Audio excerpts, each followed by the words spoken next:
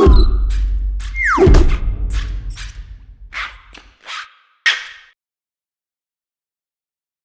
everyone, it's Peter here with GoodyReader.com. Today we have a comparison video. On the right it is the Nook Glowlight Plus. On the left it is the Kobo Aura 1. These represent the latest from each of the respective companies, Barnes & Noble and Kobo.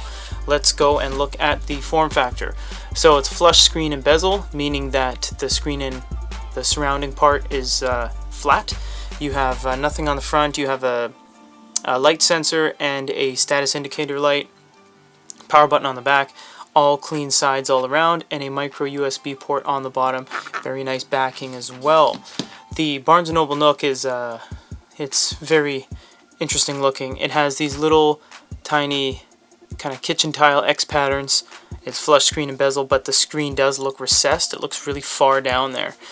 You have a hardware driven soft touch on the outside to go home. You have a micro USB port and a power button. You also have a really odd looking kind of pinkish gold copper. It looks different in every light. It's a very interesting looking e-reader, and it certainly breaks the mold from the cookie cutter black e-readers that everybody makes. We'll try to make this video not too long and more concise to the point so we don't bore you guys. So these are the home screens. You can see everything updates live here as you do something. If you make a bookmark, if you sync, everything will show up in different sized squares and rectangles. Barnes & Noble is more carousel based with the settings on the bottom. We're not going to go through each one of the settings. You can look at that by looking at the individual videos we have on YouTube. So we're going to open up a book on both of these and we'll see what we can see. So we opened up a book on both of these. These are the exact same settings, different book of course. We can't find the same book on both markets, but they're both running Georgia. They're both similarly sized. Obviously this is 7.8. It's displaying much more text. If you tap the center, you get different text options. You can change these all. They all change live. Kobo has a slider bar, whereas the Barnes & Noble has kind of a stepped choice selection. You can also change line spacing, margins, justification, and just everything changes live, and it's all kind of snappy on the Kobo. It's a little bit sluggish on the Barnes & Noble. Let's do some page turns. So indeed the Barnes & Noble Nook is slower on every page turn. Yeah, every single page turn it's a little bit slower.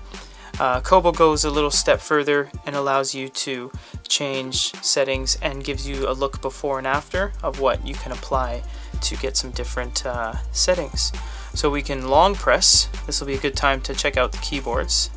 I had to get out of that setting first. There we go. So we're going to make a note on both of these, and we'll select note. So where Kobo has an unconventional QWERTY layout where the Q and the A are right on top of each other, they go for more of a conventional QWERTY layout on the Barnes & Noble. Let's just write my name. Let's test the keyboard. So it missed the E. That didn't miss the E. So that's let's try one more time. Yeah. Whereas on the Nook, ooh, close. So at the same rate, it looks like the Kobo skips more letters. Of course, if you just write slowly, it will catch everything on both e-readers. So you can save that. Save successfully.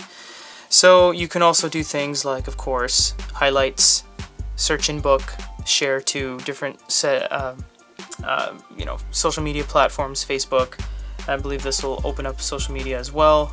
It'll prompt you to log into Facebook. You have to click on that to do that on the Kobo. So we're going to do an uncut, unedited view of the PDF experience. I'm just going to simply do some page turns, long presses, pinch and zooms. That's it. Keep it simple. You can do a page turn on both. So this is processing much more data because it is a larger screen. These are the exact same file, both 113 MB or so.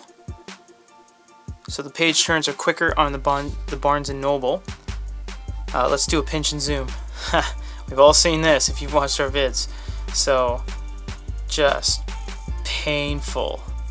Like, I don't even know. Like, this stuff is disappearing. It's ghosting.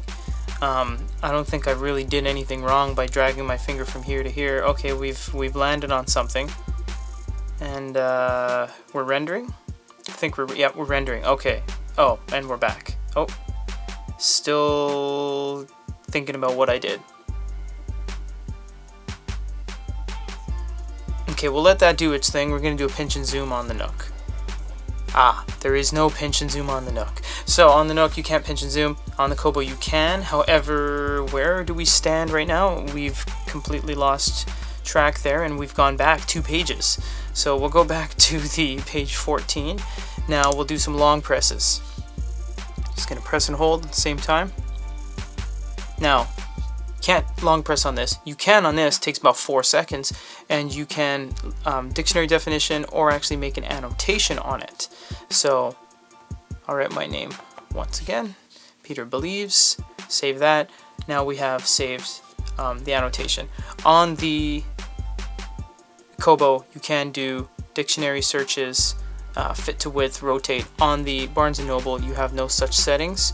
You just have this table of contents that doesn't really work because it's side-loaded, and add bookmark, find in book, jump to page. That's about it. Now we have both of these brightnesses cranked to the max. Let's take a look at them before we do some page turns and stuff. It looks like the distribution on both is very good. You get a little bit of a overspill of a big kind of white bar here, and you can't really see it on camera. It is very evident to the naked eye that the side of the bezel, just right about here, the outer bezel, is bleeding light. There's all this light up top here. It looks like just looks like a string width of light. So what we're gonna do is just go through some ranges here. Barnes & Noble is actually quite unresponsive with most things. I don't know why I have to click everything twice. See, like it just misses a lot. Okay, so you can go through the ranges. It kind of gets unreadable when you go too dark. Obviously, we're just going to leave it at, I don't know, 50-60% for now. The Kobo can go down as well, although it doesn't adjust itself without you letting go, so it's kind of strange. So we'll go back to the top and I'll show you something else. The Kobo, not only does it have brightness, it has an auto brightness, but it has natural light. So what this does is allow you to change the white balance. No other e-reader ever allows you to change the white balance. Most phones and tablets don't allow you to choose to adjust the white balance without like developer options. You can go extreme candlelight if you want, and this is to counteract whatever environment you're in. Fluorescent light, incandescent light, tungsten. You're outside, you're on a cloudy day, you know, and you have bedtime options. You have natural light, auto, so it'll kind of like adjust itself. Oh, it's kind of like finding where to go. So it has an auto light sensor and an auto white balance sensor.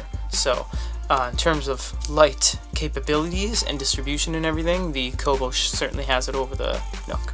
So it all comes down to what you want. They're both waterproof. They're both the latest and greatest generation. They both read books. The Kobo just does everything a little bit better. The PDF experience, I would say, unfortunately, is better on the Nook. Yes, you can't pinch and zoom, but it doesn't seize out uncontrollably like the Kobo does. We hope it's fixed in a future update.